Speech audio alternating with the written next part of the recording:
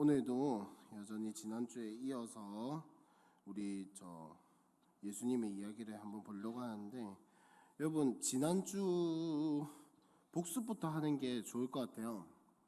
지난주에 내복음서의 관점에 대해서 잠깐 이야기를 했었는데, 각각 복음서마다 예수님을 어떤 예수님, 이런 예수님, 저런 예수님으로 본다라고 이야기를 했었는데, 혹시 뭐였는지 기억나시나요? 그죠. 그런 예수님으로 봤었죠. 그죠? 자, 마태복음은 어떤 예수님을 이야기를 하고 있었나요? 왕으로 오신 예수님. 그 다음 두 번째, 마가복음은 의견이 갈리는데 괜찮습니다. 각자의 의견은 소중하니까요. 자, 마가복음은 종으로 오신, 하나님의 아들이나 종으로 오신 예수님의 이야기를 하고 있고, 누가복음은 사람으로, 성경의 표현대로 하자면, 조금 더 성경스러운 표현으로 하자면 인자로 오신 예수님인데, 인자는 사실 뜻이 너무나도 다양한 용어이기 때문에 저는 인자보다는 사람으로 오신 예수님이라고 표현을 하는 게 더 맞다라고 생각을 합니다. 이건 제 개인적인 생각이고요.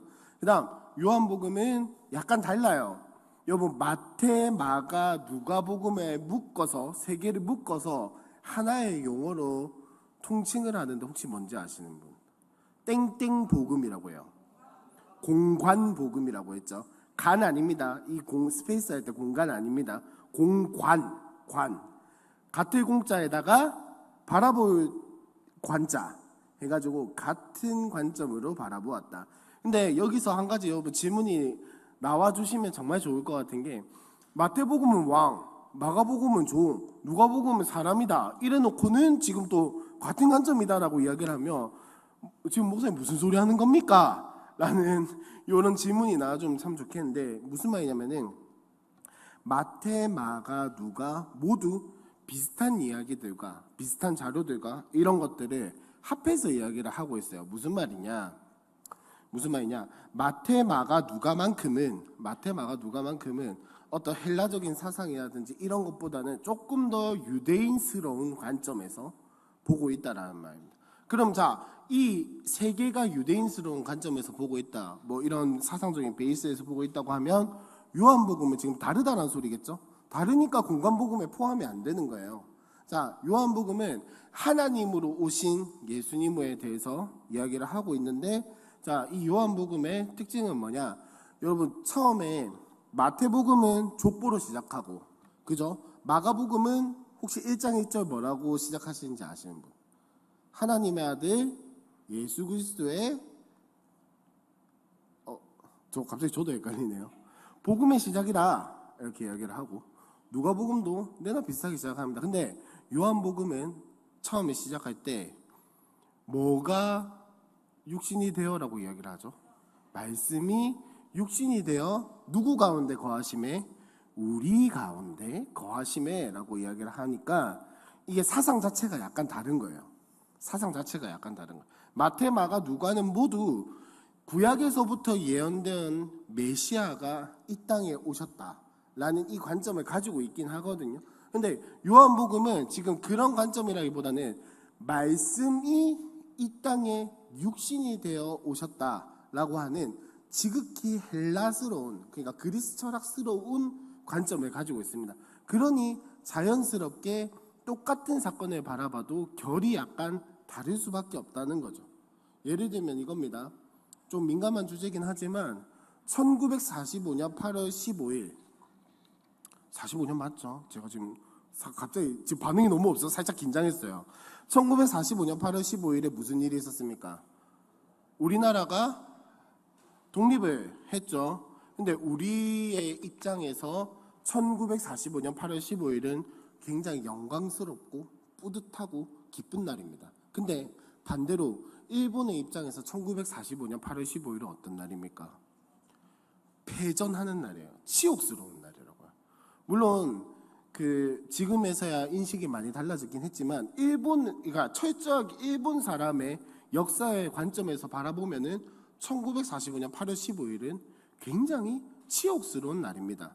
똑같은 독립이라는 주제를 다루어도 우리는 기쁘고 정말 가슴이 벅차오르는 게 독립이라고 하면, 똑같은 독립을 바라보더라도 일본 역사의 입장에서 봤을 때에는 대한민국을 독립시켜준 게 치욕스러운 날이에요. 왜? 내가 좋아서 독립시켜준 게 아니잖아요. 맞죠? 그러니까 뭐 감정 이런 거 다 내려놓고 팩트만 놓고 이야기를 하자라는 겁니다. 팩트만 놓고 이야기를 하면 일본의 입장에서는 그 좋을 수가 없는 날이에요. 그러니까 같은 날, 같은 사건을 바라보는 것도 나라마다 역사의 입장이 다르기 때문에 다르게 보이는 것처럼 예수님을 바라보는 것도 어떤 배경적인 어떤 철학과 이런 사상과 문화를 가지고 바라보느냐, 이거에 따라서 달라질 수 있다는 겁니다. 그래서 요한복음은 공관복음에 포함이 안 되는 거예요. 그래서 요한복음에서는 말씀이 육신이 되어 우리 가운데 거하심에라고 하는 지극히 철학적인 논제를 가지고 말씀이, 우리는 그냥 성경 읽었을 때는 사실 잘 모르시겠죠. 이게 철학적인 논제인지 아닌지. 근데 뭐 또 옆으로 새는데 요한복음 1장에 그 말씀이 육신이 되어 우리 가운데 거하심에 그거 가지고도, 그 말씀이 육신이 된다라는 그 개념을 가지고도 책을 한 권 쓸 수 있을 정도로 굉장히 철학적인 논제예요, 이거 자체가. 그리고 헬라어는 여러분들이 잘 아시는 것처럼 헬라어라는 언어는 한 단어를 굉장히 정확하게 사용을 해요. 우리는 친구끼리 사랑한다라고 표현을 하죠. 이성끼리도 사랑한다고 표현을 하고 가족끼리도 사랑한다라는 표현을 사용을 합니다. 맞죠? 근데 헬라어는 여러분들이 잘 아시는 것처럼 아가페 아시죠? 에로스 아시죠? 필리오스 아시죠? 세 단어가 같은 사랑을 이야기를 하고 있지만 어디에 사용되느냐에 따라서 단어를 정확하게 다르게 써요. 두루뭉술하게 다 통용되는 게 아니라 조건 없이 베푸시는 하나님의 사랑, 부모님의 사랑은 아가페라고 정확하게 표현을 하고요. 그 다음에 이성끼리 사랑하는 것은 그 에로스라고 정확하게 표현을 하고, 우정이 아주 깊은, 진짜 사랑한다라고 말할 수 있는 그런 친구의 관계는 필리오스라고 정확하게 표현을 합니다. 그 말은 로고스, 그 요한복음 1장 또 옆으로 자꾸 세는데 말씀이 육신이 되어라고 할 때 그 말씀이라고 사용된 로고스라는 단어를 풀어내는 데만도 어마무시한 철학적인 배경이 있다는 겁니다. 그래서 관점이 다르다는 거예요. 자, 이게 중요한 게 아니고 오늘은 마태복음이잖아요, 그죠? 자, 마태복음을 쓴 사람이 누구였습니까? 제가 너무 당연한 질문을 했나요? 왜 대답을 안 해주실까요? 마태복음을 쓴 사람은 마태입니다. 마태가 누구를 염두에 두고 마태복음을 썼냐면, 뭐 100% 다는 아니지만 주로 유대인을 염두에 두고 마태복음을 썼단 말이에요. 그래서 마태복음 시작하자마자 1장 1절, 여러분 성경책 혹시 있으신 마태복음 1장 1절 한번 펴보실래요? 마태복음 1장 1절 다 같이 한번 읽어볼까요? 예. 띄워주셔서 감사합니다. 제가 사실 오늘 올라오기 전에 방송 간사님이, 미디어 간사님이 목사님 오늘 자료 없습니까? 이랬는데 제가 없다고 했거든요. 네, 양해하시고. 자, 마태복음 1장 1절 한번 다 같이 읽어보겠습니다. 시작. 아브라함과 다윗의 자손 예수 그리스도의 계보라 라고 이야기를 하고 있습니다. 여러분, 아브라함과 다윗의 자손이라는 이 말이 얼마나 유대인들한테는 중요한 말인지 몰라요.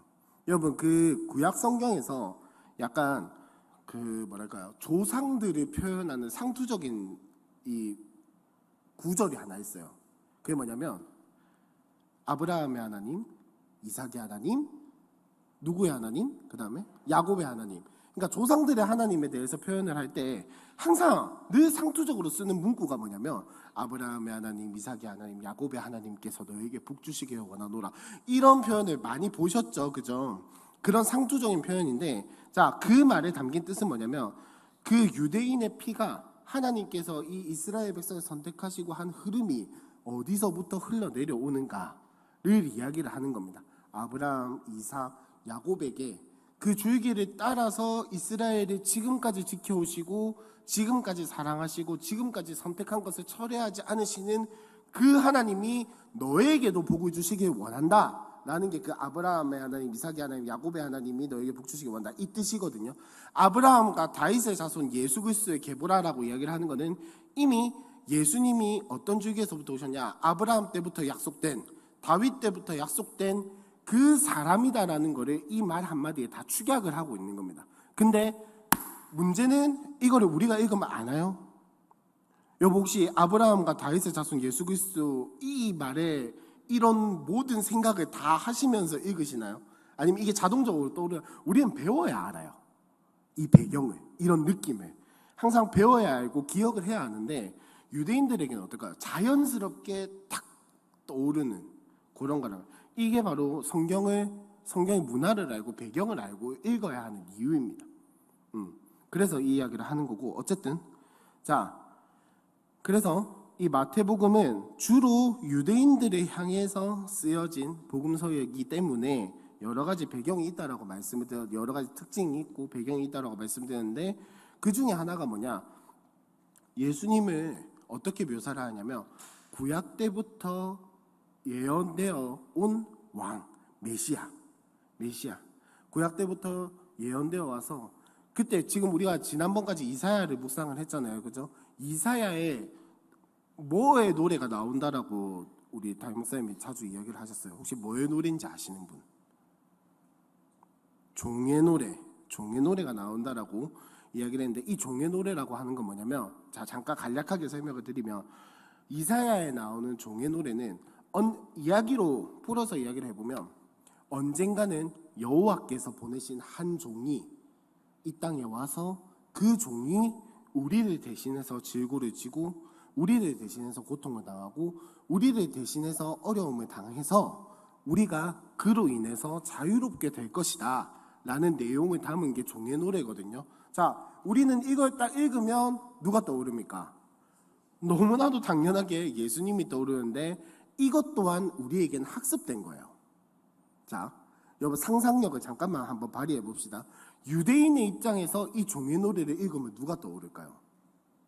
내가 유대인이다. 예수님 당시에 예수님이 태어날 때 내가 유대인으로 살고 있었다. 구약 성경을 아주 잘 알고 있다. 내가 어려서부터 구약 성경을 철저하게 배워왔다 라고 생각을 한다면, 이사야의 종의 노래를 읽고 누구를 생각하시겠습니까? 뭐 아브라함도 있을 수 있고요, 모세가 나올 수도 있고, 뭐 가깝게는 이사야에서 나왔으니까 이사야를 생각할 수도 있고. 자, 제가 지금 무슨 말씀을 드리고 싶은 거냐면, 유대인들의 입장에서는 메시아라고 떠올릴 수밖에 없어요. 누구 한 명을 특정 지을 수가 없다는 거예요. 어떤 사람은 모세라고 이야기를 할 수도 있고요, 어떤 사람은 엘리야라고도 이야기를 할 수도 있습니다. 무슨 말이냐면은, 이때 당시의 유대인들은 구약 성경을 읽어도 메시아가 누군지 모르고 기다리기만 해왔다라는 거예요. 근데 누군지 모르는 거 사실 크게 중요하지 않아요. 왜냐면은 뭐 어떻게 알겠어요? 하나님이 안 계시해 주셨는데 어떻게 알겠어요? 근데 중요한 건 뭐냐면, 마태가 소개하는 예수님은 어떤 분이냐? 지금까지 구약에서부터 쭉 약속되어져 온 그 메시아가 바로 예수님이다라고 소개를 하는 거예요. 유대인들에게 메시아는 어떤 존재냐면, 자, 우리 오병이어 이야기 잘 아시죠? 오병이어 이야기. 오병 5개의 떡과 이어 2마리의 물고기를 가지고 몇천 명을 먹였죠 그때? 5,000명 플러스 굉장히 많은 알파, 맞죠? 굉장히 많은 남자 성인만 5,000명이었으니까 어린아이, 노인, 여자 뭐 5만 사람 다 합치면은 훨씬 더 많았을 겁니다. 근데 자, 오병이어 이야기 제가 갑자기 왜 꺼냈냐면, 여러분 오병이어 이야기 딱 끝나고 나서 그 뒤에 따라오는 이야기가 뭡니까? 제가 지난주에도 말씀드리긴 했는데, 오병이어 이야기 딱 끝났어요. 자, 나눠 먹고 12강 중에 남은 거 뭐 어떻게 다 처리하고, 그 다음에 사람들이 예수님을 어떻게 하려고 했습니까? 배신요? 배신? 예? 왕으로 세우려고 했죠. 왕으로 세우려고 했단 말이에요. 왜냐? 그 유대인들이 예수님이 메시아라고 생각을 했기 때문이에요. 무슨 말이냐? 유대인들에게 메시아라고 한다면, 사실 우리는 이 신약 성경을 알고 성령의 빛을 받고 조명하심을 받고 예수님에 대해서 알고 성경을 보기 때문에 구약 성경에 예언된 메시아가 우리의 죄에서 건져내어 하나님의 창조 목적대로 다시금 살아갈 수 있게 만드는 그런 사역을 하셨다는 거 너무나도 잘 알고 있는데, 이때 유대인들에게는 굉장히 삐뚤어진 관점으로 메시아가 존재했단 말이에요. 무슨 말이냐? 지금이라고 하면 요 예수님 때 유대인들이 어떤 상황에 있었습니까? 로마 제국이라는 강대국에 눌려가지고 우리나라가 일제 강점기에 있었던 것처럼 눌려가지고 살아갔단 말이에요. 눌려가지고 살아. 그러면 여러분 우리 백범 김구 선생님께서 그 꿈에 누구 신이 나타나서 자기한테 소원이 뭐냐라고 물어보면 첫 번째 뭐라고 했습니까? 조국의 독립. 두 번째가 조국의 독립. 세 번째가 조국의 독립. 한결같은 분이세요, 아주. 자, 그렇게 했는데 유대인들하고 별반 달랐을까요? 똑같았겠죠. 만약에 하나님이 유대인에게 백번 김구 같은 선생님이 있다면 하나님이 내 꿈에 나타나서 물으신다면 나는 첫 번째도 독립, 두 번째도 독립, 세 번째도 독립이라 하겠습니다 라고 이야기를 했겠죠. 그러니까 메시아처럼 보이는 예수님이 등장을 하니까 사람들이 어떻게 하려고 하냐면 독립을 위한 하나의 방편으로 생각을 하는 거예요. 독립을 위한 하나의 도구라고 생각을 하는 거예요. 그러니까 구약 성경의 그 수많은 말씀들에서 이야기를 하는 하나님의 백성들을 억누르고 괴롭게 하고 힘들게 하고 어렵게 하는 것들이 우리는 예수를 만났기 때문에 신약 성경을 알기 때문에 예수의 이야기를 알기 때문에 성령이 조명하심을 받았기 때문에 성령이 내 안에 거하시기 때문에 너무나도 자연스럽고 당연하게 죄라는 걸 알아요. 죄라는 걸 아는데 이때 유대인들은 그걸 모른단 말이에요. 죄가 아니라 로마 제국이라고 생각을 한다고. 그래서 우리에게 나타날 메시아는 우리를 죄에서 건져내실 뿐이 아니라 어려운 상황에서 힘든 상황에서 고통스러운 상황에서 우리를 건져내주시는 분이다라는 한계점에서밖에 생각을 못하는 거예요. 그래서 지금 마태복음에서 소개하는 예수님은 왕으로 오신 예수님을 이야기를 하는데 어떤 왕인지도 알아야 돼요, 여러분. 어떤 왕입니까? 이 땅의 왕, 이 세상의 왕? 아니요, 하나님 나라의 왕으로서 이 땅에 오신 예수님을 이야기를 하는 게 마태복음이다. 그래서 한 가지만 더 이야기를 하면 여기서 하나님 나라의 왕까지는 여러분들이 잘 이해하셨을 거라고 생각을 해요. 근데 왕이 어떤 존재냐? 이것도 우리가 잘 알아야 합니다. 여러분 왕이라고 하면 딱 떠오르는 이미지 뭐가 있으신가요? 왕. 예? 부끄러워하지 마시고 군림, 또 통치, 또 군림, 통치 단가요? 자, 왕이라고 하면 우리한테 딱 떠오르는 이미지는 좀 정확하긴 하죠. 군림하고 다스리고 위에 있고 뭔가 까마득한 곳에 있고 뭔가 혼자서 모든 걸 다 이렇게 막 조정할 수 있는 것 같고 그런 이미지가 있는데 여러분 성경에서 말하는 왕은 어떤 사람입니까? 성경에서 말하는 왕. 자, 혹시 말씀이 기억이 안 나신다면 다윗이 왕이 되었을 때 이스라엘을 어떻게 다스렸는지를 한번 상상을 해봅시다. 이것도 지난주에 말씀드리긴 했는데 요약해서 말씀을 드리면 반복하면 재미없으니까 요약해서 말씀을 드리면 구약 성경에서 말하는 하나님이 말씀하시는 왕은 어떤 존재입니까? 하나님의 통치를 그대로 보여주는 게 왕의 역할이에요. 자, 그러면 성경에서 말하는 하나님 나라의 왕으로 오신 예수님은 어떤 분이시냐? 하나님 나라를 다스리는 하나님의 통치를 보여주는 왕, 예수님이라는 거예요. 자, 그러면 예수님이 모든 사람 위에 군림하려고 할까요? 전쟁을 하려고 할까요? 싸우려고 할까요? 투쟁을 하려고 할까요? 물론 진리가 아닌 부분에 있어서 예수님은 투쟁하셨어요. 그래서 성전에 들어가서 성전 뒤엎으셨잖아요. 그죠? 맞죠? 물론 그렇긴 했지만 하나님 나라의 왕으로 오신 예수님이라고 한다면 이 땅을 뭔가 다스리고 이 땅을 막 싸우고 막 이런 그런 왕이 아니라 하나님 나라의 통치가 어떤 것인지를 보여주는 거, 그게 마태복음에서 이야기를 하는 예수님이라는 겁니다. 그래서 마태복음에서 진짜 유명한 예수님의 설교 한 편이 나오죠. 5장부터 7장까지 나오는 산상수훈. 산상수훈이 무슨 이야기입니까? 그 전에 마태복음 5장 1절부터 시작하는 8가지 뭐에 대한 이야기가 있어요. 8부, 8가지 복에 대해서 이야기를 하죠. 자, 8가지 복 뭐가 있습니까? 심령이 가난한 자는 복이 있나니 천국이 그냥 하루 종일 천국에 대한 이야기만 하고 있어요.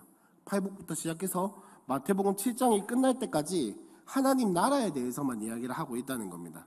자, 이 긴, 어떻게 보면 길기도 하고 짧기도 한 이 설교를 통해서 마태가 왜 이거를 이렇게 중요하게 적어놨을까? 제가 지난주에 말씀드렸는데 마태복음은 5가지의 설교를 기점으로 해가지고 이야기들이 펼쳐지고 있거든요. 그러니까 예를 들어 이야기가 어느 정도 펼쳐지다가 설교가 한 편 긴 게 나오고, 이야기가 어느 정도 진행되다가 설교 한 편 긴 게 나오고, 진행되다가 나오고, 진행되다가 나오고, 이런 식인데, 그러면 이 설교가 그만큼 중요하다는 소리겠죠. 특히 마태복음은 28장까지 있잖아요. 그 중에 9분의 10분의 1이 조금 넘는 양을 할당을 해요. 산상수훈에 5, 6, 7장을 할당을 한단 말이에요. 그만큼 중요하다라는 건데, 이 산상수훈에서 전체적으로 이야기를 하는 게 뭡니까? 내가 왕이다예요? 아니죠. 하나님 나라는 이런 곳이다. 하나님 나라의 백성은 이렇고, 하나님 나라를 살아가는 삶은 이렇고, 하나님 나라의 통치는 이렇고 저렇고 이런 이야기들을 막 한단 말이에요.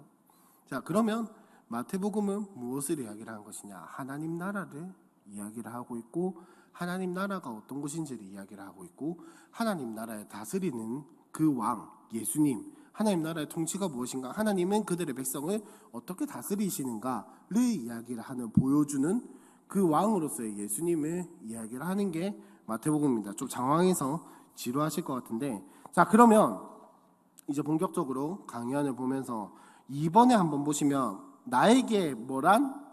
복음이란. 여러분, 우리가 사복음서를 앞으로 계속해서 이야기를 할 거고, 예수님의 이야기 그리고 예수님의 비유를 중점으로 이제 이 복음서에 대해서 이야기를 할 건데, 여러분, 그 전에 복음이 뭐죠? 복음이 뭡니까? 자, 그러면 이게 좀 어렵다면 복음서가 뭡니까? 예? 성경요? 아니, 맞아요. 너무 쫄지 마세요. 복음서가 뭡니까? 성경이죠. 근데 뭐에 대해서 이야기를 하는 성경입니까? 복음에 대해서, 예수님에 대해서 이야기를 하는 거잖아요. 자, 그러면 여기서 한 가지 짚고 넘어가야 할 건 뭐냐면, 예수님이 누군지 알기 전에, 예수님이 누군지 아는 것도 중요하지만 그 전에 복음이 뭐냐고요. 복음이. 여러분, 뭐 또 지루한 이야기를 하나 하자면, 그 교리의 관점에서 봤을 때 여러분, 구원의 순서가 있을까요, 없을까요? 자, 있을 것 같다. 이거 지난번에 제가 수혜성대학 하면서 여러 번 이야기를 한 것 같아요. 구원의 순서가 있다. 구원의 순서 없다. 네, 감사합니다. 둘 다 맞아요. 있을 수도 있고 없을 수도 있는데, 무슨 말이냐면은 구원의 순서가 있다 한들 우리가 다 이해할 수 있는 영역일까요? 이해 못해요. 우리의 영에서 일어나는 일들을 우리가 어떻게 다 이해를 합니까? 여러분, 우리의 신분이 바뀌었다라는 거 혹시 이렇게 실제적으로 설명할 수 있으신 분? 저는 자신 없어요. 신분이 바뀌었다고 믿어지는 거죠. 자, 어쨌든 영적인 것에 일어나는 일에 우리가 어떻게 그걸 다 하나하나 다 설명을 하겠어요? 근데 이제 구원에 대해서 누군가랑 이야기를 하거나 누군가에게 소개를 시켜줄 때 논리적으로 설명을 해줄 필요가 있으니까 굳이 순서를 만들고 이렇게 논리적으로 펼쳐나가는 것뿐이지, 사실 구원이라고 하는 우리의 영적인 것들을 바뀌어 나가는 그 작업에 있어서는 우리가 다 이야기를 할 수는 없어요. 제가 이 이야기를 왜 드리냐면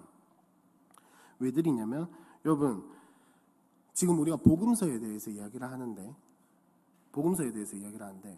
복음이 무엇인지를 알고 내 마음속에 복음이 있어야 예수님을 이해할 수 있다는 겁니다. 무슨 말이냐면은 내 영이 바뀌고 성령이 내 안에 거하시고 성령이 빛을 비춰주심으로 말미암아, 쉽게 말하면 성령이 내 생각을 깨닫게 하셔야 예수가 누구신지 정확하게 보인다라는 거예요. 여러분, 뭐 이 이야기 한 번 더 해볼까요?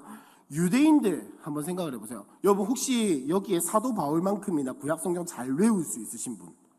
지금 툭 찌르면은 구약성경 구절 다다다닥 나오시는 분 혹시 실수로? 내가 어릴 때 유대인의 교육을 너무 많이 받아버려서 내가 툭 찌르면 구약성경 구절 다 나온다. 뭐 창세기 1장부터 5장까지 다 외울 수 있다. 여러분, 참 너무 식상하지만 들을 때마다 놀라운 이야기가, 유대인들은 모세오경을 다 외우는 거 아시죠? 물론 이제 글자는 하나하나씩 틀리겠죠. 근데 그 사람들은 그 발음하기도 어려운 히브리어 가지고 아주 주구장창 잘만 외웁니다. 무슨 말입니까? 우리보다 지식적으로는 구약 성경을 더 철저하게 아는 게 유대인들이에요. 지금도 그러할진데 옛날에는 얼마나 더 했겠습니까? 여러분 사도 바울이 맨날 자기 이야기할 때 하는 게 뭡니까? 자기가 율법에 대해서 뭐 그런 거에 대해서 진짜 철저하게 훈련받았다라고 하잖아요. 제가 참 자주 사용하는 예 중에 하나가 여러분 안식일을 기억하여 뭐 하게 지키라 했죠? 거룩하게 지키라라고 했잖아요. 그 10계명 한 계명에 몇 개의 단서 조항이 붙는지 아세요? 몇 개의 단서 조항이 붙는지 아세요? 적어도 30개 이상. 적어도 30개 이상. 여러분 혹시 10계명 지금 처음부터 끝까지 다 외울 수 있으신 분? 계명만 말고 그 나는 내 집 여를 그부터 끝까지 혹시 다 외울 수 있으신 분? 있어도 부끄러워서 손을 안 드시는 거죠, 그죠? 네, 여기 계신 분들 아마 다 외우실 것 같은데 부끄러워가지고 손을 안 드시는 것 같은데 여러분 사실 그거 외우는 것도 쉽지 않아요. 쉽지 않아요. 근데 그걸 다 외운다고 해서 예수님을 안다라고 이야기를 할 수 있습니까? 하나님을 안다라고 이야기를 할 수 있나요? 자, 제가 지금 무슨 말씀을 드리려고 하는지 조금 눈치를 채셨나요? 유대인들도 구약 성경에 대해 정말 잘 알았어요. 사도 바울이 이야기를 했지만 그 못지않게 그냥 뭐 사내들인 공예언 뭐 이런 것 율법학자 다 제쳐둔다 하더라도 기본적으로 유대인들은 구약 성경에 대해서 철저하게 알았단 말입니다. 근데 구약 성경이 누구를 이야기를 하고 있어요? 예수님을 이야기를 하고 있잖아요. 근데 그 구약 성경에 대한 지식에 출중하고 다 외우고 있는 그 사람들조차도 예수님을 보고 예수님이 이제 알았어요, 몰랐어요? 몰랐단 말이에요. 몰랐단 말이에요. 그렇기 때문에 우리는 더 하나님을 성령님을 붙들 수밖에 없습니다. 그 말은 내가 예수를 만나고 십자가의 경험이 나의 인격적인 경험이 되고 십자가의 경험이 있어야 예수를 만나서 하나님을 인격적으로 체험하는 경험이 있어야 성령을 내 안에 모시고 성령이 나를 깨닫게 하셔야 예수에 대해서 알 수 있다는 겁니다. 그래서 지금 이 질문을 드리는 거예요. 여러분에게 복음이란 무엇입니까? 그게 없다면 예수님을 알아도 헛방으로 알 가능성이 높아요. 무슨 말이냐면 내 안에 뭔가 명시화를 해라는 게 아니라 내 안에 정말 복음이 있고 십자가가 있고 은혜가 있고 성령이 인도하시는 걸 경험을 하고 예수를 만난 경험이 있어야 예수가 누구신지 알게 된다는 거예요. 그거 아니면은 죄송하지만은 우리는 예수님을 왕으로 모시는데 내 어려움을 해결해 주시는 왕, 내 돈 없음을 해결해 주시는 왕, 나의 어려운 것을 도와주시는 왕, 그 정도로밖에 생각을 할 수 없더라고요. 자, 그래서 이 시간에 한번 해볼 건 뭐냐면 여러분 나에게 복음이란 그 옆에 내가 생각하는 복음, 내가 지금까지 예수 믿고 신앙생활하고 살아오면서 느꼈던 복음이 무엇인가를 한번 그냥 자유롭게 한번 적어보세요. 나에게 복음이란 한 문장으로 딱 요약한다라고 하면은 뭐 안 물어볼게요, 여러분. 안 물어볼게요. 안 물어볼 테니까 자유롭게 한번 적어봅시다. 자유롭게 한번 적어봅시다.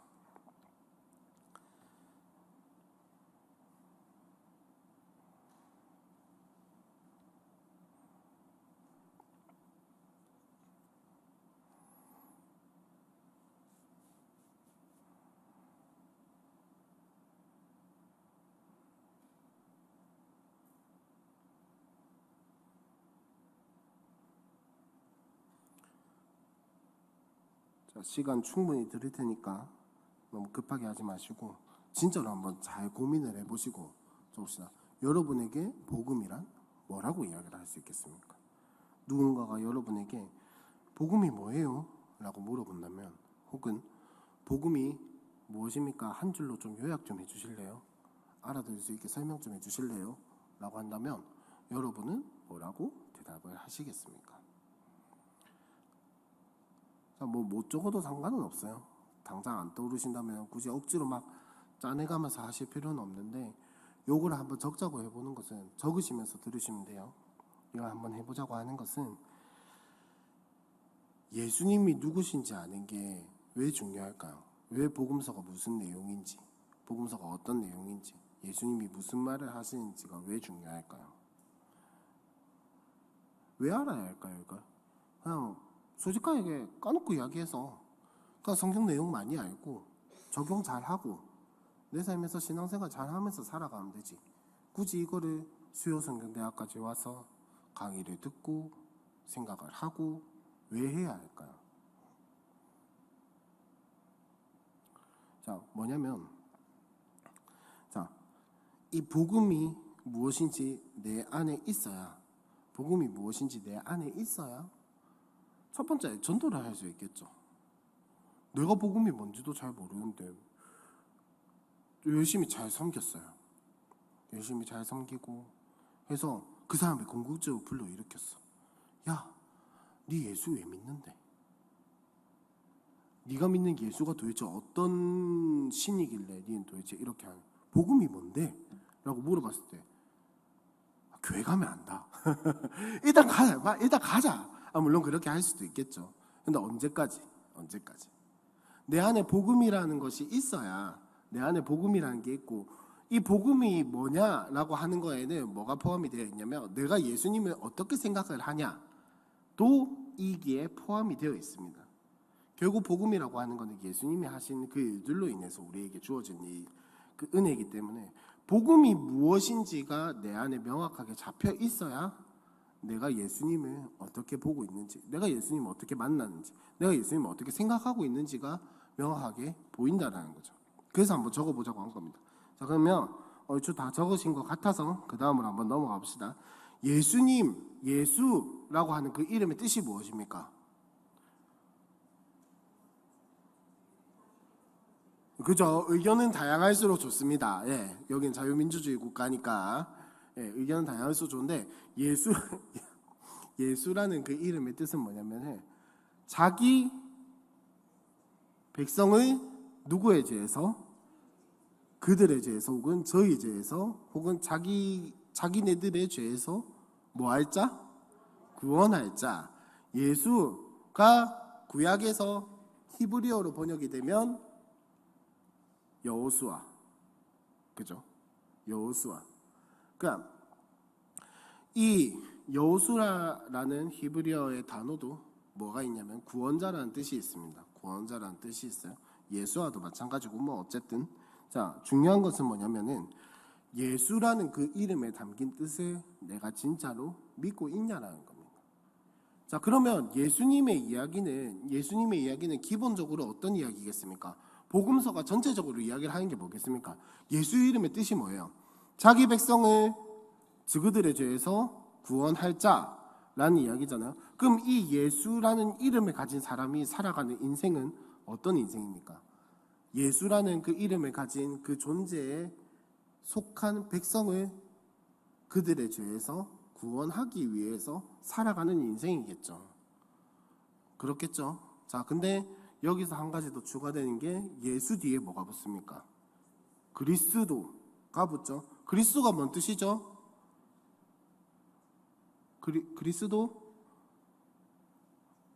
그리스도 무슨 뜻입니까? 기름 부음을 받은 자, 크라이스트 뭐 하여튼 그리스토스 이렇게 하는데 기름 부음을 받은 자라는 뜻입니다. 여러분, 자, 뭐 조금 길게 이야기를 해봅시다. 기름 부음을 받은 직분 세 가지 구약 성경에서 나오는 뭐뭐뭐입니까? 왕, 선지자, 제사장, 요 세 가지죠. 자, 그럼 기름 부으심을 받았다라고 하는 것은 예수님이 왕으로도 선지자로도 제사장으로서도 그 역할을 하신다라는 의미로 이해를 하시면 되겠습니다. 자, 그러면 예수 그리스도라는 이름의 뜻은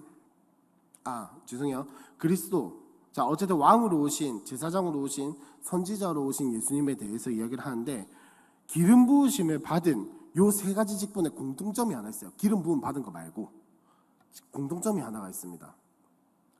이 말은 기름 부음을 주는 의미가 뭐냐는 거예요. 기름 부음을 주는 의미가 뭡니까, 여러분? 그냥 좋은 직분이라서 좋아서 돈 잘 벌어서 뭡니까? 기름 부음 왜 주겠어요, 여러분? 한번 생각을 해봅시다. 여러분, 기름 부음을 받은 자라는 뭐 기름 부음 받은 직분 이런 것까지 우리가 너무나도 잘 알고 있는데 왜 기름 부음을 줄까에 대해서는 잘 생각을 안 하는 것 같아요. 기름 부음을 왜 줄까요? 왜 그 세 직분만 기름 부음을 줄까요? 딴 직분 안 중요해서? 그럼 뭘까요? 고개만 절레절레 하지 마시고 뭘까요? 왜 줄까요? 왜 그 세 직분한테만 기름 부음을 줄까요? 아니 뭐 제가 대답 뭐 아니 뭐 틀린 답 이야기한다고 해서 저는 뭐 절대 뭐라 하고 그러진 않습니다. 왜일까요? 대리통치자.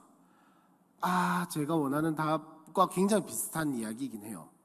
자, 대리통치자를 조금만 더 풀어서 좀만 더 본질적으로 이야기를 해봅시다. 좀만 더 근본적으로. 에? 맞아요. 하나님이 세우신 사람이에요. 기름 부음을 준다라는 것은 뭐 기름 그때 당시에는 기름이 비싼 것도 있고 뭐 여러 가지 의미가 있겠지만 기본적으로 기름 부으심을 받은 사람이라고 하는 것은 사람이 선택하거나 투표하거나 제비뽑기하거나 뭐 이런 걸 사람의 방법은 일절 제하고 정확하게 하나님의 선택에 의해서 세워진 사람이 왕, 제사장, 선지자입니다. 물론 이제 제사장 같은 경우에는 그 레위지파의 혈통이라는 그런 게 있긴 하지만 그 또한 하나님께서 선택하셔서 제사장만큼은 요대로 간다, 쭉 간다라고 이야기를 하셨죠. 왕도 마찬가지로 다윗의 계보로부터 쭉 이어지게 하겠다라고 이야기를 하셨고 선지자는 두말할 것도 없고요. 자, 기름 부으심을 받은 자, 예수님이 기름 부으심을 받았다라는 것은 무슨 말이겠습니까? 하나님께서 보내셨다라는 거예요. 그들의 자기 백성을 그들의 죄에서 구원을 하는데 자기 힘으로 하는 것도 아니고 자기 생각과 자기 계획대로 하는 게 아니라 하나님이 보내셨고 하나님이 맡기셨고 여호와 하나님께서 약속하신 대로 그들의 백성을 구원해 주겠다라고 이야기를 하는 게 그 그리스도라는 말에 포함이 된 겁니다. 자, 그러면 이거 예수 그리스도라는 이름을 풀어서 이야기를 하면 뭡니까? 하나님이 보내셔서 하나님이 세우시고 하나님이 만드신 자기의 백성을 그들의 죄에서 구원하였자라는 말의 뜻이 되겠죠. 복음서는 그 예수님의 인생을 예수 그리스도라는 그 말에 그 의미에 담긴 뜻을 인생으로 쫙 그 인생을 쭉 풀어낸 게 복음서입니다. 자, 그러면 그리스도의 세 직분에 대해 그리스도가 세 직분을 가지고 있다고 이야기를 한 것처럼 각각 다른 모습들이 있겠죠. 죄에서 구원을 하는데 왕적인 모습이 있고 제사장적인 모습이 있고 선지자적인 모습이 있고 이런 관점에서 종합을 해서 본 게 무슨 복음서, 무슨 복음서다라고 생각을 하시면 될 것 같습니다. 그래서 나에게 복음이 무엇이냐, 예수가 어떤 분이시냐를 아는 게 중요하다라는 겁니다. 중요하다라는 그걸 모르고 복음서 읽으면 뭐합니까? 그냥 뭐 예수님 이야기밖에 안 지나지. 예수님 이야기밖에 안 되지. 자, 어쨌든 조금 그간 이야기는 이제 넘어가고 본격적으로 성경책을 펴서 한번 보시면 마태복음 1장부터 한번 봅시다. 마태복음의 족보가 나오는데 자, 마태복음 1장에 보시면 아브라함과 다윗의 자손 예수 그리스도의 계보라라고 시작을 하면서 누구부터 시작을 합니까? 아브라함부터 시작을 해가지고 자, 아브라함이 누구를 낳았습니까? 이삭. 자, 손을 한번 세가면서 해봅시다. 드실 분들은 드시고 뭐 내리시고 팔 아프신 분들은 내리시고. 자, 두 번째 이삭이죠. 세 번째가 누구죠? 네 번째가 자, 그 다음 다섯 번째가 누구죠? 베레스와 세라. 네, 그 다음에 베레스를 통해서 이어지니까 그 다음 베레스 다음에는 헤스론, 그 다음 헤스론 다음에는 람 다음에는 아미나답 다음에는 나손 다음에는 살몬 다음에는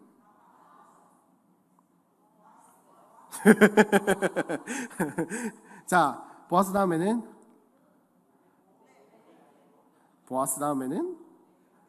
오벳 다음에는 자, 그 다음에는 다윗이죠. 자, 14명인데 뭔가 이상한 게 하나 있지 않나요?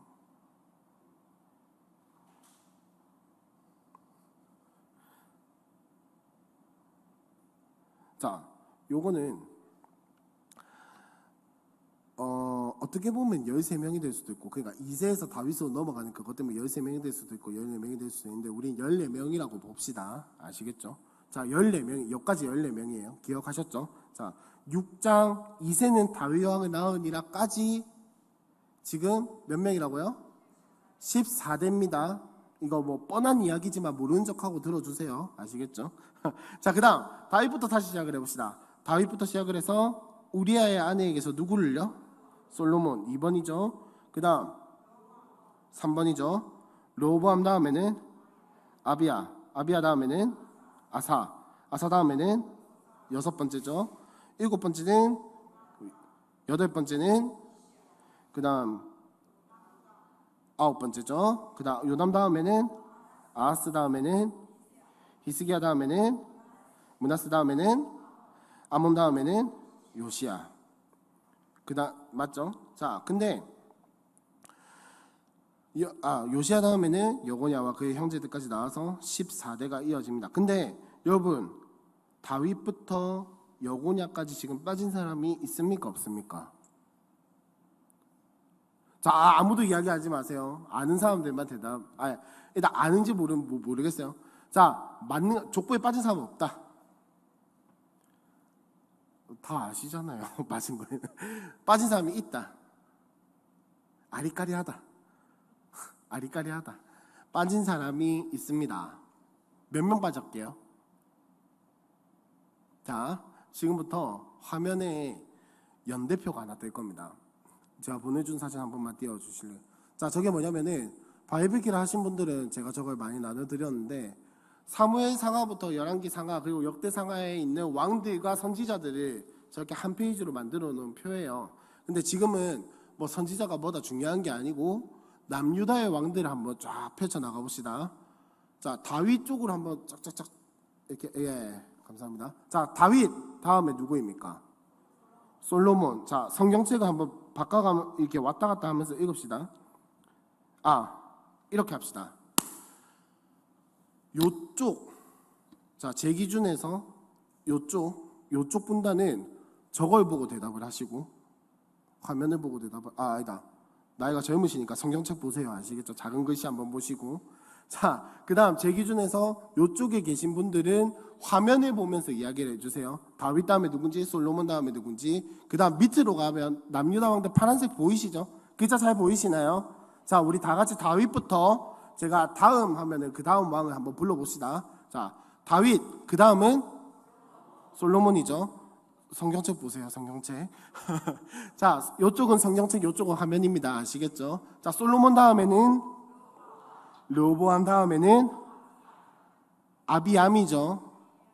자, 요 아비야냐 아비암이냐 요거에 대해서는 이제 뭐 발음의 문제이기 때문에 일단 넘깁시다. 그 다음 아비야 다음에는 아사죠. 아사 다음에는 여호사밧 다음에는 조금 읽기 힘들겠지만 여호람이나 요람이나 똑같은 겁니다. 여호람 다음에는 요것도 발음의 차이입니다. 넘기고 자, 우시야 다음에는 뭐죠? 여기는 지금 뭐죠? 우시야 다음에 뭡니까? 요담. 요쪽은 다르죠. 지금 뭔가 계속 안 맞죠?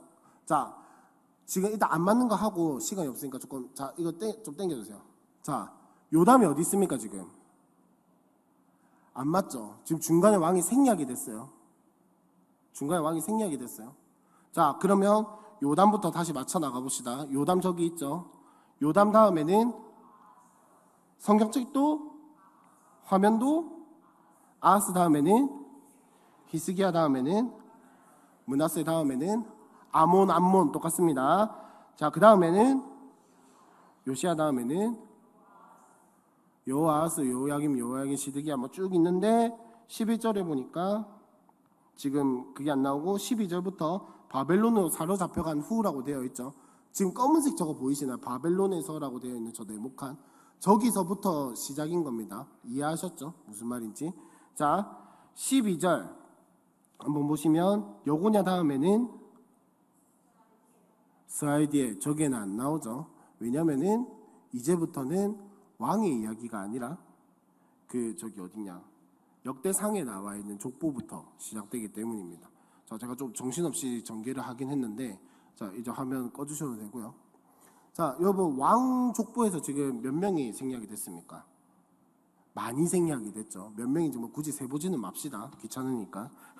자, 하여튼 많이 생략이 됐어요. 근데 지금 자, 6절 다윗은 우리아의 아내부터 해가지고 11절까지 몇 대입니까? 14대, 14대가 이어졌죠. 자, 그 다음 12절부터 한번 세봅시다. 여고냐, 그 다음에는 사이디에, 그 다음에는 스룹바벨, 다음에는 아비옷, 다음에는 그 다음에는 아소드, 다음에는 그 다음에는 그 다음에는 그 다음에는 엘르아살 다음에는 마탄, 다음에는 야곱, 다음에는 요셉이죠. 자, 지금 이렇게 표현을 한 게 또 세보면은 앞에 계산법이랑 뒤에 계산법이랑 달라서 사실은 12절부터 16절 예수까지는 정확하게 이야기를 하면 14대라기보다는 13대에 가까워요. 근데 지금 14대라고 표현을 하고 있습니다. 마태복음 족보에서는 중간에 생략이 된 게 아니라 첫 번째 시작하는 사람을 1대로 칠 거냐 말 거냐 요 계산법이 다르다는 거예요. 무슨 말인지 이해하셨죠? 자, 그러면 처음 시작부터 하는 걸 1대로 치면은 14명이 14대가 되는 거고 그 다음부터 1대로 치면은 13대가 되는 거예요. 자, 근데 지금 마태는 어거지로 어떻게든 14대, 14대, 14대로 맞춰서 넣었습니다. 뭔가 의도가 있다는 뜻이죠. 의도가 있다는 뜻이죠. 자, 무슨 말이냐면은 이게 조금 어려울 수도 있는 그런 이야기인데, 자, 14대, 14대, 14대 세 개를 끊어서 이야기를 하는 거는 이 문학적인 방법이에요. 문학적인 방법이에요. 실제를 드러내기 위해서가 아니라, 실제로 있었던 사실을 드러내기 위함이 아니라 뭔가 쓴 사람이 어떤 의도를 가지고 뭔가를 잡아 넣었다라, 억지로 맞췄다라는 거예요. 자, 이게 뭐냐면은 게마트리아라고 하는 문학적인 기법인데, 히브리어 알파벳에 보면 숫자 값이 있거든요. 우리나라는 그런 게 없잖아요, 그죠? 기역, 니은, 디귿 그냥 그렇게만 있지. 히브리어 알파벳에는 그 알파벳마다 숫자가 부여가 되어 있어요. 숫자가 하나씩 부여가 되어 있어요. 자, 그러면 히브리어 첫 번째 알파벳은 뭐였죠? 뭐였죠? 알렙이었나요? 알렙이라고 하는 하여튼 그런 게 있어요. X자 비슷하게 생긴 게 있는데 그게 이제 숫자가 1, 그 다음엔 2, 뭐 이런 식으로 쭉 진행이 됩니다. 자, 그러면 다윗이라는 이름의 자음이 뭐가 되어 있냐면 우리나라로 치면 디귿, 비읍, 디귿이 되어 있거든요. 우리나라로 치면. 자, 그럼 여기에 부여된 숫자가 뭐냐면은 4, 6, 4예요. 10 합치면 14. 자, 그러면 이 14라고 하는 요 숫자에는 뭐 어떤 의도가 담겨 있는 거겠습니까? 다윗의 자손이라는 의도가 담겨 있다라고 볼 수가 있다라는 겁니다. 무슨 말이냐면 뭐 이렇게 표현을 할 수도 있고 뭐 또 다른 의견도 있고 이런데 어쨌든 중요한 건 뭐냐면은 마태는 이 족보의 전개를 통해서 예수가 어떤 분이신지를 보여주고 싶어 하는 거예요. 무슨 말이냐? 다윗의 자손으로 왔다라는 것은 어떤 혈통이라는 겁니까? 왕의 혈통이라는 거잖아요. 그리고 첫 번째는 왕의 혈통이라는 거고, 두 번째는 다윗 약속, 다윗 언약으로부터 계시되어져 온, 약속되어져 온 메시아가 바로 예수님으로 종결이 된다. 그 예수님이 바로 메시아다라고 이야기를 하는 게 마태복음 1장 족보의 이야기입니다. 무슨 말인지 이해하셨나요? 그냥 예수님이 누구에게서 태어났다 요거를 증명하려고 하는 게 아니라 누구에게서 태어났다 뭐 물론 이걸 증명하는 그 측면도 있겠죠. 하지만 그것보다 더 강조하고 있는 건 뭐냐면 예수님은 다윗의 혈통으로부터 태어난 예수님, 그 다윗 때부터 약속되어져 온, 오히려 그 이전부터 훨씬 이전부터 예언되어져 온 우리를 구원할 메시아다라는 사실을 드러내는 게 마태복음 1장 족보의 이제 궁극적인 목적이에요. 그 안에 이제 뭐가 있냐면은 이제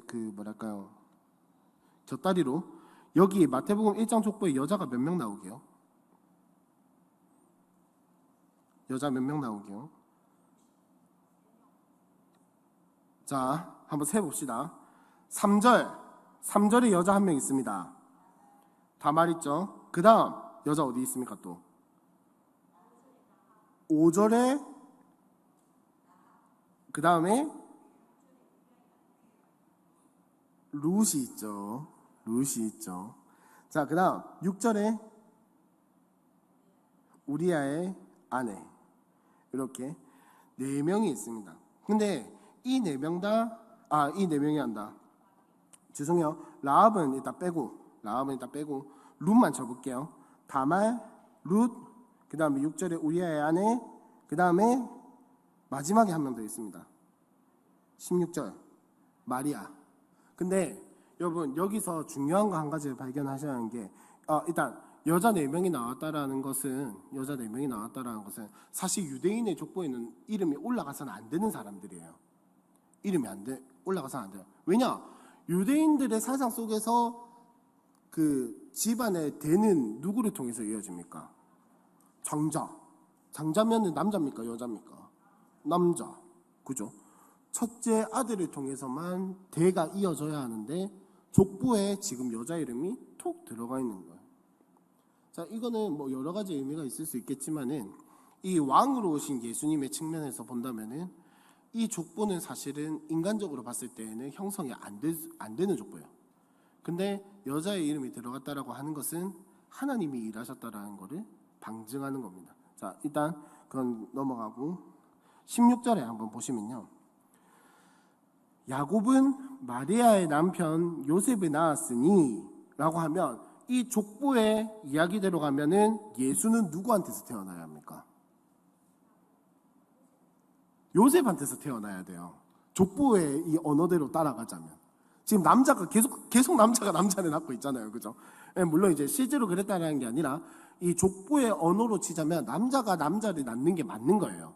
되는 남자를 통해서 이어져 가니까. 근데 마리아에게서 그리스도라 칭하는 예수가 나시니라. 마리아에게서 예수가 났다라고 이야기를 하고 있어요. 대가 요셉이 아니라 마리아를 통해서 이어졌다라고 이야기를 하고 있다고요. 무슨 말인지 이해하셨나요? 자, 이 족보는 그래서 인간적인 족보가 아니라는 거예요. 사실을 증명해내기 위한 족보가 아니라는 거예요. 족보를 위한 족보가 아니라는 거예요. 예수님이 어떤 분이시고 어떻게 오셨는지를 이야기를 하는 의도가 담긴 족보가 바로 요 마태복음 1장의 족보라는 거예요. 나중에 또 족보가 어디에서 등장하게요? 예수님 족보가 마가, 누가, 요한 셋 중에 하나. 누가? 요한? 마가? 어딜까요? 사도행전? 로마서? 누가복음에서 나오잖아요. 그죠? 누가복음에서 나오는 족보는 지난주에 말씀드렸지만은 자, 마태복음 족보는 누구부터 시작했습니까? 아브라함부터 시작해서 예수님으로 끝났어요. 누가복음의 족보는 누구로 시작해서 누구로 끝나게요? 예수님으로부터 시작해서 누구로 끝나게요? 하나님으로 끝나요. 하나님으로 끝나요. 자, 이 이야기는 다음에 하도록 하고 어쨌든 자, 그러면 누가복음의 족보에도 의도가 있다 없다? 있다라는 겁니다. 누가복음의 족보에도 의도가 있어요. 그거는 다음에 해야 제가 다음에 할 게 생기니까 다음에 이야기를 하고 어쨌든 자, 이 족보는 지금 마태복음의 족보는 왕으로 오신 예수님에 대해서 이야기를 하고 있죠. 자, 그 다음 한 가지 더 2번 3-2번에 보시면 선지자들로 하신 말씀 해가지고 마태복음은 유난히 구약 성경의 인용이 많아요. 실제로 그대로 가져와서 인용을 하든 아니면 그 내용의 의미만 가져와서 인용을 하든 그 구약에 대한 이야기가 많은데 마태복음 4장 15절에서 16절까지 말씀 한번 볼까요? 마태복음 4장 15절에서 16절 다 같이 한번 읽어보겠습니다. 시작.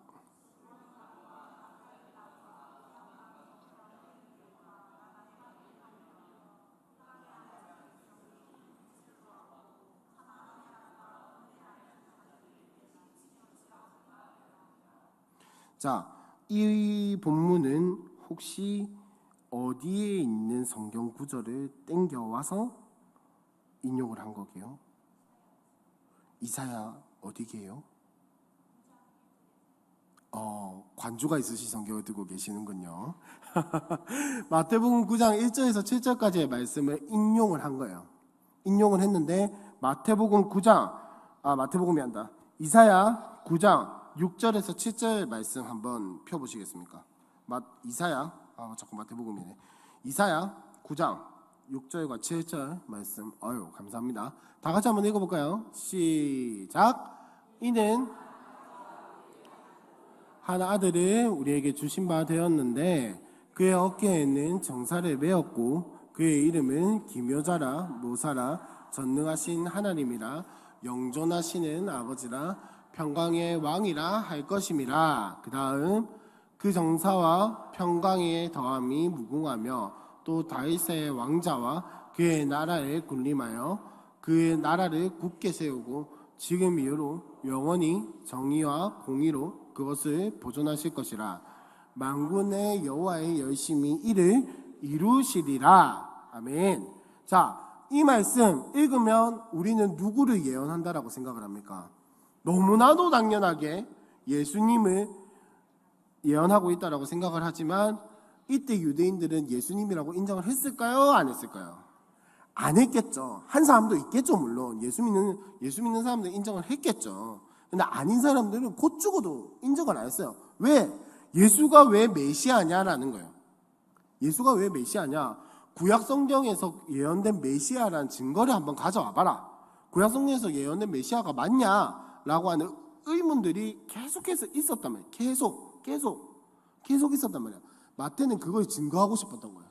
자, 구약에서 이런 이야기들을 쭉 했는데 예수님의 일생을 한번 봐라. 예수님의 삶을 한번 봐라. 예수님의 인생을 하고 예수님이 하셨던 말씀을 봐라. 예수님이 보여주시고 예수님이 살아오신 그 인생을 봐라. 구약 성경에서 예언된 메시아가 아니냐. 마태복음 4장 15절에서 16절 말씀을 다시 한번 보시면요. 누가 말하고 있는 겁니까? 마태복음 4장 15절 16절. 마태가 이야기를 하는 거잖아요. 지금 예수님이 이야기를 하는 게 아니에요.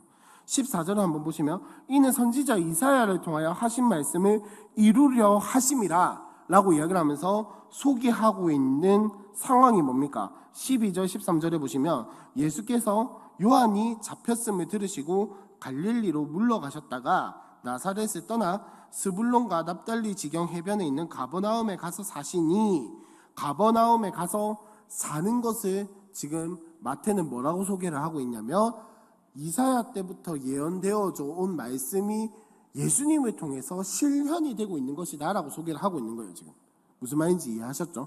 자, 예수님이 어떤 분이시냐? 구약 성경에 있는 모든 이야기들을, 구약 성경에 예언된 그 메시아에 대한 이야기들과 여호와의 종과 그 여러 가지 구원자에 대한 모든 말씀을 예수님이 이루신다 안 이루신다? 이루신다라는 것을 이야기를 하고 있어요. 그래서 마태복음에 보면 유난히 구약 성경에서 이렇게 이야기하던데, 구약 성경에서 저렇게 이야기하던데 라는 이야기들이 유난히 많은 이유가 바로 여기서 기인하는 겁니다. 자, 좀만 더 보면 그 밑에 한번 보시면, 자, 18절부터 22절까지의 이야기가 어떤 이야기입니까? 눈을 한번 쭉 읽어보세요. 어떤 이야기입니까?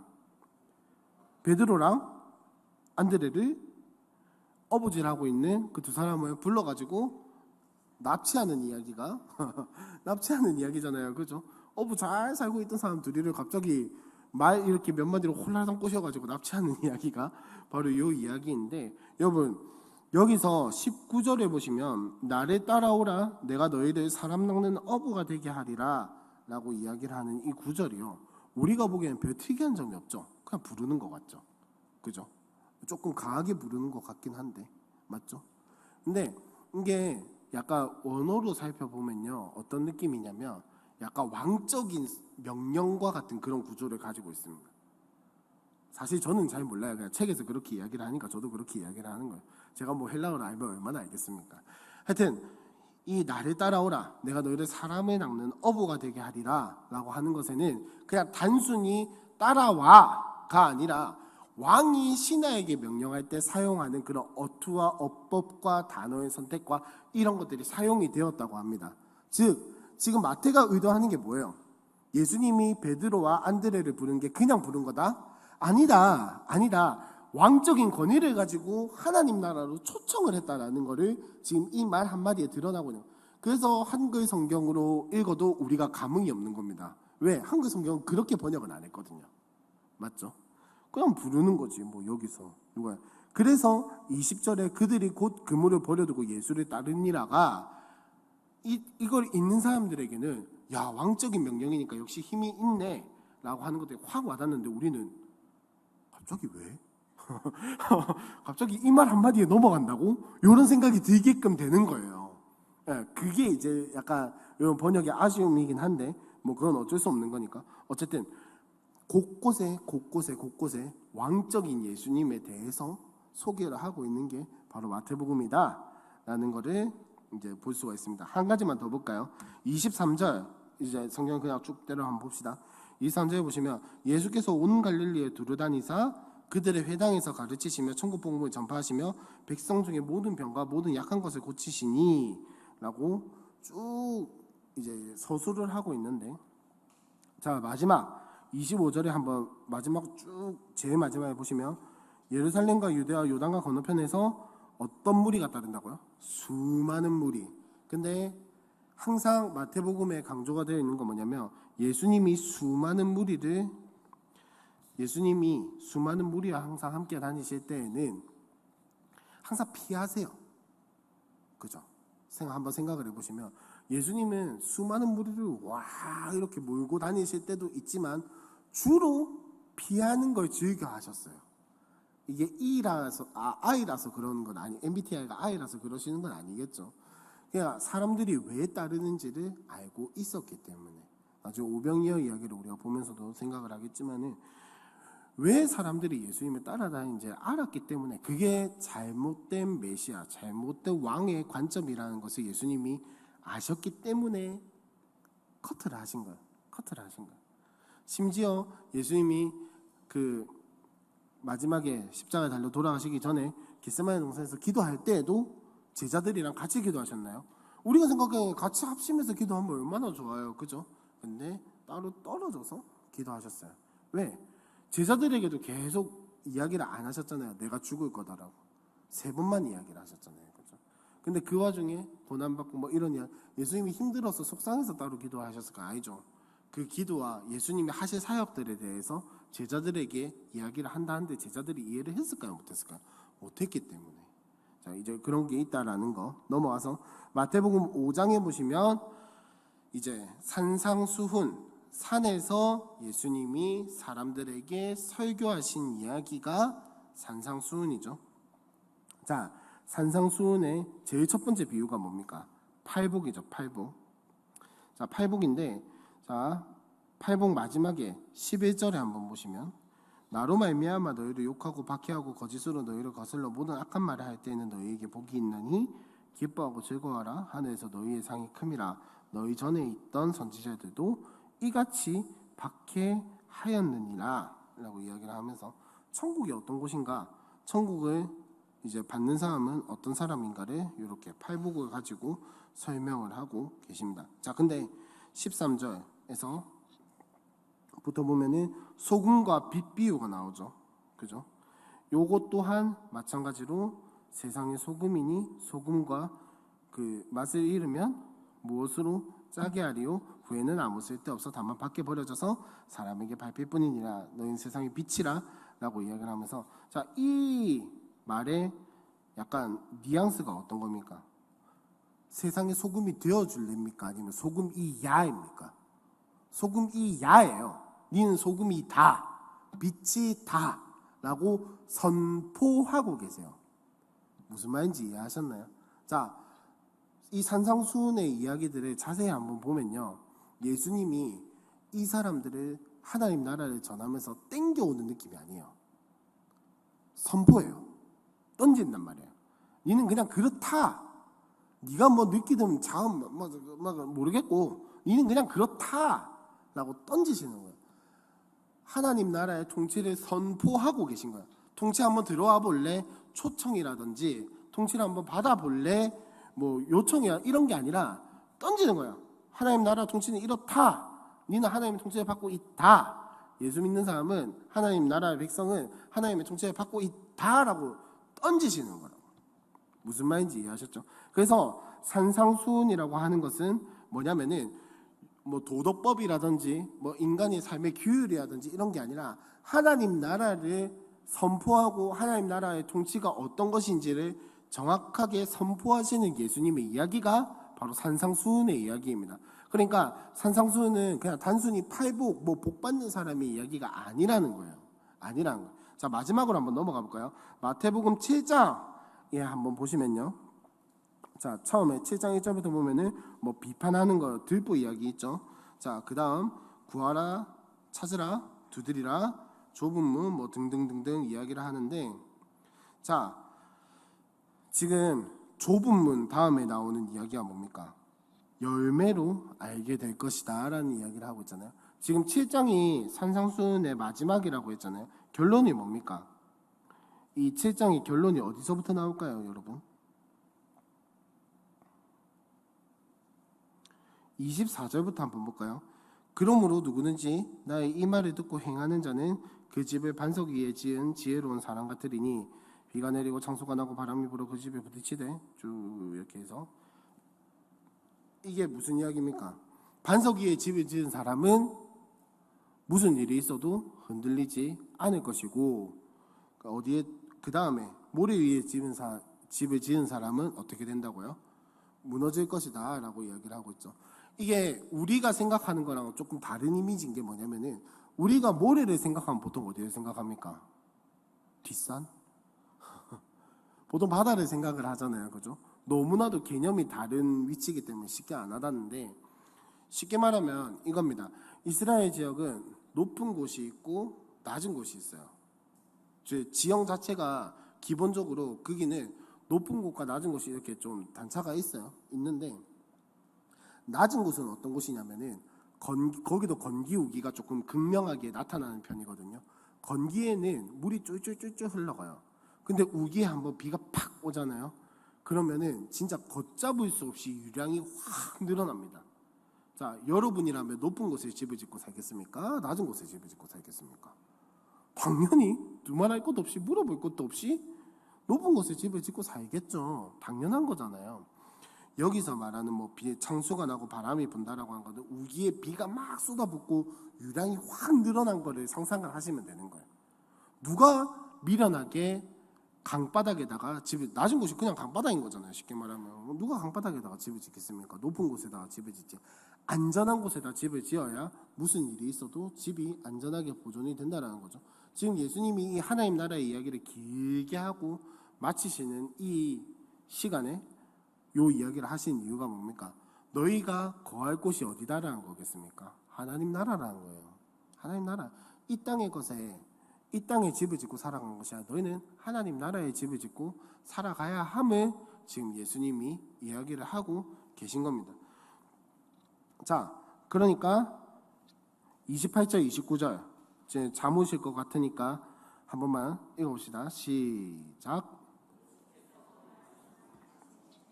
무리들이 그의 가르치심에 놀라니 이는 그 가르치시는 것이 권위 있는 자와 같고 그들의 서기관들과 같지 아니함일러라.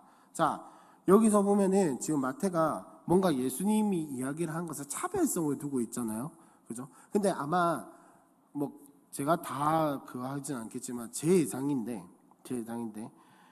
다른 복음서였으면은 예수께서 이 말씀을 마치심에 무리들이 그의 가르치심에 논란이라 해서 끝났을 거예요. 굳이 29절에 이 이야기를 더 안 붙여도 됐을 거예요. 놀랐다만 해도 되잖아요. 중요한 건 우리가 이야기해, 그리고 이 구절만 딱 봤을 때는 지금 중요한 건 무리가 놀랐다 안 놀랐다예요. 놀랐다잖아요. 중요한 건 놀랐다라는 거예요. 무리들이 이 말씀을 듣고 놀랐다인데 마태는 굳이 여기다가 지금 한 가지를 더 덧붙이고 있는 거예요. 예수님이 말씀하시는 것이 어땠다? 권위 있는 것 같다. 근데 굳이 거기다가 또 사족을 하나 더 붙여요. 뭡니까? 서기관들과 같이 아니하다. 지금 사족에 사족을 붙이고 있잖아요. 그죠? 왜일까요? 왜 굳이 이 이야기를 또 했을까요? 예수님이 선포하신 그 하나님 나라의 복음이, 예수님이 선포하신 그 하나님 나라가 어떤 권위를 가지고 있는가를 지금 마태는 굳이 드러내주고 싶어 하는 거예요. 사람들이 놀랐는데 왜 놀랐냐? 물론 신기한 이야기이기도 하고 생각을 바꾸는 이야기이기도 하고 그랬겠지만은 예수님이 전하시는 그 말씀의 내용과 그 선포와 그 모든 것들이 그냥 하는 게 아니라 왕이 와서 통치는 이런 것이다, 나라는 이런 것이다 라고 선포하는 것과 같기 때문에 여러분 서기관들의 권위를 절대 가볍게 생각하시면 안 됩니다. 우리는 하도 바리새인들과 서기관들이 하도 까이니까 하도 욕을 들어 먹으니까 걔네 되게 별거 아닌 것 같고 맨날 외식만 하는 것 같고 맨날 그 헛방만 치는 것 같은데 아니에요. 이 사람들이 얼마나 철저하게 훈련받은 사람들인데요. 그 신학대학원 다니는 것과는 비교도 할 수 없을 정도로 저 같은 뭐 어린 목사들이 뭐 어떻게 하는 건 비교도 할 수 없을 정도로 철저하게 훈련받은 사람들이란 말이에요. 철저하게 훈련받고 뭐 하나라도 틀리면 떨어지고 그렇게 철저하게 훈련받은 사람들이 이야기를 하는 것보다 예수님의 직업이 뭐였습니까? 목수였잖아요. 뭐 정규교육을 받았을까요? 바리새인들 서기관들이 받는 그런 어마무시한 교육들 다 받았을까요? 아니죠. 아니잖아요. 아닌데 서기관들이 하는 것보다 더 권위가 있고 더 힘이 있고 더 능력이 있음에 사람들이 느꼈다라는 사족을 굳이 붙이고 있는 겁니다. 왜냐? 예수님이 왕이시기 때문에, 예수님이 이 땅에 왕으로 오셨기 때문에 하나님 나라의 통치를 전하고 선포하고 알리고 이 하나님 나라를 이 땅에 널리 퍼뜨리는 그 왕으로 오신 예수님인 것을 한 번 더 이걸 통해서 증명을 하고 있는 겁니다. 그래서 자, 오늘은 요 산상수훈에 대한 이야기까지만 하고 다음 주에 마태복음 이제 다음 주는 조금 더 이제 비유를 다른 복음서들과 이렇게 비교해 나가면서 이게 어떤 의미를 가지고 있는지 한 번 더 이야기를 하려고 하는데 여러분 오늘 거를 다시 한 번 더 리마인드 해보자면 중요한 건 뭐냐면 예수님이 왕으로 오신 것을 마태복음에서 이야기를 하고 있다라는 겁니다. 마태복음에서 이야기를 하고 있어요. 물론 이 지식을 아는 것도 참 중요하지만 그것보다 더 중요한 건 뭐냐면 이번에 나에게 복음이 무엇인가? 나에게 예수님이 어떤 분이신가? 자, 예수가 뭐였죠? 다시 한번 복습해 봅시다. 예수의 뜻이 뭐였죠? 자기 백성을 자기네들의 죄에서 저희의 죄에서 그들의 죄에서 구원할 자. 그리스도가 뭐였습니까? 기름 부으심을 받은 자. 기름 부으심을 받았다는 것은 하나님이 선택하시고 하나님이 보내셨다라는 뜻인데 요거를 풀어서 예수 그리스도라는 이름을 다시 한 번 더 설명을 해보면 자기 백성을 하나님의 백성을 그들의 죄에서 건져내기 위해서 하나님이 선택하시고 보내신 구원자라는 뜻이 담겨 있는 거잖아요. 그 예수님을 알려면은 어떻게 해야 하냐?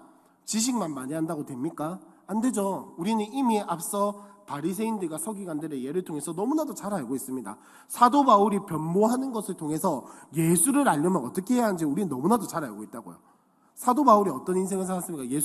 예수님 만날 때 어떤 사람이었습니까? 예수님 만나고 나서 말고 예수님 만나기 전에 어떤 사람이었어요? 바리새인 중에 바리새인, 유대인들 중에 유대인, 사내들인 공회원이 되어서 그 누구에게도 쉽게 말하면 이거예요. 사도 바울한테는 그 누구도 구약 성경이 이런니 저런니 이야기를 못하는 거예요. 그만큼 권위 있는 사람이 예수를 몰랐나요? 알고 있었잖아요. 알고 있는데 사도 바울의 가장 큰 뭐랄까요? 나쁜 업적이라고 해야 할까요? 뭐였습니까? 예수 믿는 사람들 잡아 죽이려고 하루 종일 뛰댕기는 그런 사람이었잖아요. 근데 예수를 모르지도 않았던, 그러면 사도 바울이 예수님이 하신 말씀들을 안 들었을까요? 몰랐을까요? 산상수훈에 대한 이야기 안 들었을까요? 알고 있었을 거란 말이에요. 여러분 그때 당시에 예수님은 굉장히 큰 가십거리였어요. 엄청난 가십거리였다고요. 그러니까 예수님이 이런 말 했다더라 저런 말 했다더라 오만 왜곡과 사실과 이런 것들이 다 떠다녔을 거란 말이에요. 사도 바울이 그걸 몰랐다고요? 말도 안 되죠. 예수님이 자기가 하나님의 아들이라더라, 야 예수님 하늘에 승천했다더라, 예수님 무덤 열고 나왔다더라, 3일 만에 부활했다더라, 이 이야기를 사도 바울이 몰랐다고요? 아니요. 정말 잘 알고 있었을 거예요. 다 들었을 거라고요. 예수의 이름이 뭔지도 예수 그리스도의 뜻이 뭔지도 어쩌면 우리가 이해하는 것보다 더 크고 풍부하게 이해를 했을지도 모릅니다. 근데 그 사람이 예수를 믿었습니까? 안 믿었죠. 근데 예수 만나고 어떻게 됐습니까? 예수님 만나고 예수를 믿게 되고 성경을 다시 알게 되고 복음서를 다시 받아들이게 되고 복음을 다시 알게 되고, 그 말은 뭡니까? 예수님을 아는 것에는 복음을 아는 것에는 뭐가 필요하다라는 겁니까? 예수를 만나는 게 필요하다라는 거고, 지금 예수를 이미 만난 우리한테는 뭐가 필요하다는 거냐면 성령께서 깨닫게 하시는 게 필요하다라는 거예요. 성령의 은혜가 필요하다라는 거예요. 이거를 조금 고급지게 표현한 게 성령의 조명하심이라는 거예요. 성령이 빛을 비춰주신다라는 거예요. 어려운 이야기 아닙니다. 뭐 갑자기 내가 성경책 읽고 있는데 빛이 팍 이렇게 비치는 그런 거 이야기하는 게 아니에요. 깨닫게 하심을 이야기를 하는 거예요. 믿어지게 하심을 이야기를 하는 거라고요. 자, 그러면 복음서를 읽을 때 우리가 예수님에 대한 지식을 차곡차곡 쌓아 나갈 때, 예수님을 알아갈 때 제일 필요한 게 뭐겠습니까? 암기력, 이해력, 문해력? 아니죠. 내가 성령님과 내가 하나님과 얼마나 관계가 되어가고 있는가, 내가 얼마나 하나님과 관계가 되어가고 있는가, 내가 얼마나 기도하는 마음으로, 내가 얼마나 은혜를 구하는 마음으로, 내가 얼마나 예수를 알고자 하는 마음으로 복음서를 알고 있는가. 이게 가장 중요한 거예요. 여러분, 우리가 좀 긴 시간 동안 복음서에 대해서 이야기를 하고 예수님의 비유에 대해서 이야기를 하고 뭐 하나님 나라 뭐 오만 걸 다 이야기를 하겠지만, 무엇보다 중요한 거는 복음이 무엇인지를 아는 게 중요합니다. 예수님 뭐 사복음서 아무리 딸딸 외워봤자 사도 바울과 같은 꼴이 될 수는 없잖아요. 예수 만나기 전에 사도 바울처럼 살아갈 수는 없잖아요. 무엇보다 중요한 거는 내가 이걸 통해서 예수님을 만나냐 안 만나냐, 내가 이걸 통해서 복음을 다시 한 번 더 깨닫냐 안 깨닫냐, 내가 이걸 통해서 예수 그리스도를 만나냐 안 만나냐, 내가 이걸 통해서 은혜를 받냐 못 받냐, 이 마음, 성령께서 나를 도와주시기를 간절히 구하는 이 마음을 가지고 성경을 보고 예수를 알고 복음서를 읽어나가는 게 제일 중요하다라는 거예요. 제일 중요해요. 그래서 여러분, 앞으로 이제 이 예수님의 비유 이야기를 하면서 항상 기도하는 마음으로 뭐 빠지셔도 뭐 저는 별로 타격이 없습니다. 아시겠죠? 여러분이 혼나시는 거지 저는 별로 타격이 없어요. 자, 여러분, 앞으로 이제 긴 시간 동안 이 예수님 비유 이야기하고 복음서 이야기하면서 제발 딴 건 모르겠는데 뭐 기억 안 나셔도 괜찮고 대답 못 하면 아무것도 상관없는데 이거 하나만큼 여러분들이 놓치지 않으셨으면 좋겠습니다. 기도하는 마음으로 예수님을 알아가는 거. 다 기억 못 하셔도 괜찮아요. 상관없어요. 이거 뭐 다 기억한다고 신앙생활에 크게 도움이 되고 기억 못 한다고 신앙이 떨어지고 뭐 그런 거 아닙니다. 상관없는데 기도하는 마음으로 진짜 성령님, 예수님이 누구신지를 알게 해달라고. 성령님, 내가 이거를 통해서 지식만 쌓아가는 게 아니라 내가 정말 가슴으로 예수님을 알게 해달라고. 그 기도하는 마음으로 저는 요 이야기들을 함께 풀어나갔으면 좋겠습니다. 그래서 꼭 기도하는 마음으로 오시고, 오늘도 돌아가시면서 한 번 더 이제 뭐 모르겠어요. 어떠실지 모르겠지만 문득문득 이 내용들이 생각이 나실 때 기도하는 마음으로 기억을 하셨으면 좋겠습니다. 하나님, 이걸 통해서 지식만 쌓고 넘어가는 것이 아니라 내가 예수를 다시 한 번 더 만나게 해주십시오. 내가 다시 한 번 더 예수를 알게 해주십시오. 내가 다시 한 번 더 예수를 만나게 해주십시오. 여러분, 그래서 나에게 복음이란 이 부분에 여러분들이 대답을 적으셨던 거를 다시 한 번 더 눈으로 한번 찬찬히 읽어보시겠어요? 여러분들이 고백했던 복음.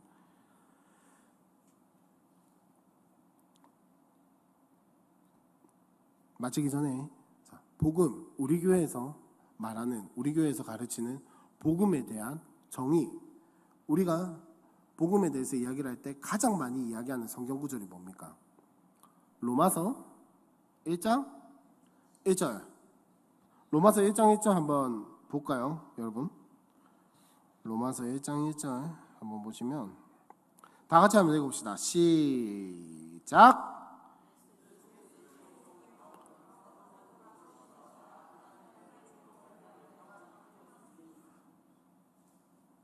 다 같이 한 번만 더 읽어봅시다. 시작. 예수 그리스도의 종 바울은 사도로 부르심을 받아 하나님의 복음을 위하여 택정함을 입었으니 라고 이야기를 하는데, 저 구절은 우리의 정체성을 이야기를 하는 구절이죠. 하지만 우리는 저 정체성을 이야기를 하기 위해서 하나님의 복음이라고 하는 저 짧은 단어를 풀어서 늘 로마서반에서 배우고 있죠. 뭐였죠? 예수 그리스도의 종 땡땡땡은 땡땡으로 부르심을 받아 하나님의 복음, 이거를 풀어서 설명하면 뭡니까? 죄인이 하나님을 만나서 용서받고 누리고 재창조의 삶을 살아가기 위하여 택정함을 입었으니 라고 우리가 복음에 늘 풀어서 이야기를 합니다. 하나님의 복음이 뭐냐면 예수를 보내셨다 해서 그치면 땡입니다. 예수가 죽었다가 살아났다 해서 그치면 땡이에요. 예수님이 하늘로 올라가셨다까지만 가도 땡입니다. 땡이에요. 어디까지 이어져야 하냐? 내가 그 사실을 누리고 내가 그 사실을 경험하고 그러니까 알기만 하고 끝나는 게 아니라 그 사실로 인하여서 내가 예수를 만나고 예수를 경험을 하고 더 나아가서 궁극적으로 예수님이 나를 죄에서 건져주신 목적이 뭔지를 알고 그 삶을 살아가는 게 복음의 이유입니다. 복음의 핵심이에요. 그게 우리에게 복음이 필요한 이유입니다. 그냥 내 삶이 죄에서 건져지는 것으로 끝나는 게 아니라고요. 재창조의 삶을 살아간다는 게 뭘까요? 여러분, 재창조의 삶을 살아가는 게 뭘까요? 재창조가 뭡니까? 죄로 완전히 망가졌던 우리의 본래의 목적, 하나님께서 의도하신 하나님의 목적, 창조 때 지음받았던 그 모습을 다시 회복하고 하나님의 목적대로, 하나님께서 원하시는 방향대로, 하나님께서 우리를 지으신 그 뜻대로 살아가는 게 재창조의 삶이잖아요. 그럼 하나님의 그 뜻이 어디에 있습니까? 하나님의 그 목적이 어디에 있습니까? 어디에 있나요? 그건 아마 우리는 그 하나님의 목적과 하나님의 그 의도가 하나님 나라에서 우리가 살아가는 것, 그러니까 결국은 나를 향해 있다는 걸 너무나도 잘 알고 있는데 그 나를 향해 있다라는 그 짧은 말을 우리의 인생으로 풀어내면은 아마 각자 다 답이 다를 거라고 생각을 합니다. 각자가 받으신 사명, 부르심, 있는 자리가 다 다르기 때문에 뭐 어떤 사람은 전도가 될 수도 있고 어떤 사람은 뭐 섬기는 게 될 수도 있고 뭐 여러 가지가 있겠지만은 어쨌든 중요한 건 뭐냐면 복음이 무엇이냐? 복음이 뭐냐? 죄인이 하나님을 만나서 누리고 재창조의 삶을 살아가는 게 뭐냐? 하나님의 뜻이 어디를 향해 있냐? 하나님의 목적이 어디를 향해 있냐? 내가 하나님 안에서 하나님 나라를 누리고 하나님의 통치를 받으면서 살아가는 것이 무엇이냐? 라는 걸 알지 못한다면 예수를 알아봤자 헛방이라는 겁니다. 예수 알아봤자 헛방이라고요. 사도 바울과 같은 꼴이라고요. 정말 죄송합니다. 진짜 근데 예수 알아봤자 헛방이에요. 예수님 알아봤자 내 식으로 이해하고 예수님 알아봤자 내 뜻대로 이해하고 예수님 알아봤자 그냥 내 틀 안에서 예수님을 딱 보고 왜 그 이야기 있잖아요. 맹인 여러 명이 코끼리 이렇게 한 마리 만지니까 야 코끼리는 거대한 기둥 같아. 야 코끼리는 기다란 호수 같아. 아니야 코끼리는 뭐 이상한 나풀나풀거리는 것 같아. 다 맞는 말인가요? 맞는 말이지만 자신의 틀 안에서 자신의 한계 안에서만 경험한 코끼리를 이야기를 하고 있는 거죠. 그거는 코끼리가 될 수 없죠. 코끼리의 일부분일 뿐이잖아요. 우리가 예수님 보는 것도 여러분 진짜 죄송한데 마찬가지예요. 내 틀 안에서 예수님 보면 겨우 그만큼밖에 안 보인다고요. 예수님을 아는 게 아니라고요. 그냥 예수님의 어느 정도를 아는 것뿐이지. 그래서 여러분 부탁드리는데 뭐 복음이 뭔지 심각하게 고민하고 뭐 그런 이야기를 드리는 게 아니라 진짜 우리가 기도하는 마음으로 예수님을 알아갔으면 좋겠습니다. 기도하는 마음으로 예수님 알아가고 기도하는 마음으로 예수님 묵상하고 기도하는 마음으로 이 복음서의 말씀들을 보면서 우리가 앞으로 정말로 예수님을 다시 한 번 더 만나고 복음을 다시 한 번 더 기억하고 경험하는 수요 성령대학의 앞으로의 시간들이 되었으면 좋겠습니다. 제가 기도하고 마치도록 하겠습니다. 하나님 감사합니다. 우리 이 자리에 불러주시고 오늘도 예수님에 대한 이야기로 이 수요 성경대학을 풀어나가게 하심에 감사합니다. 주님, 우리에게 정말로 복음이 필요하고 복음이 우리의 삶에 다시 한 번 더 경험되어야 함을 기억합니다. 주님, 이 예수님의 비유와 예수님의 생에 대한 이 이야기들을 또 복음서의 이야기들을 번갈아 가면서 그 의미와 또 그 목적과 의도를 알아갈 때 주님 다시 한 번 더 우리가 예수님을 만나고 다시 한 번 더 예수님을 기억하고 지금 우리의 힘과 우리의 틀과 우리의 경험과 우리의 가치관과 우리의 판단으로 예수님을 이해하는 것이 아니라 예수님을 만나는 시간이 되게 하여 주시옵소서. 하나님, 예수님을 지식적으로만 알고 정보로만 받아들이고 끝나는 시간이 아니라 다시 한 번 더 예수님에 대한 갈망이 타오르는 시간이 되게 하여 주시고, 예수님을 인격적으로 만나고 내 머리로 예수님을 아는 것이 아니라 가슴으로 예수님을 느끼는 시간이 되도록 주님 은혜를 더하여 주시옵소서. 돌아가는 발걸음도 지켜주시고 이 모든 것 예수님의 이름으로 기도합니다. 아멘.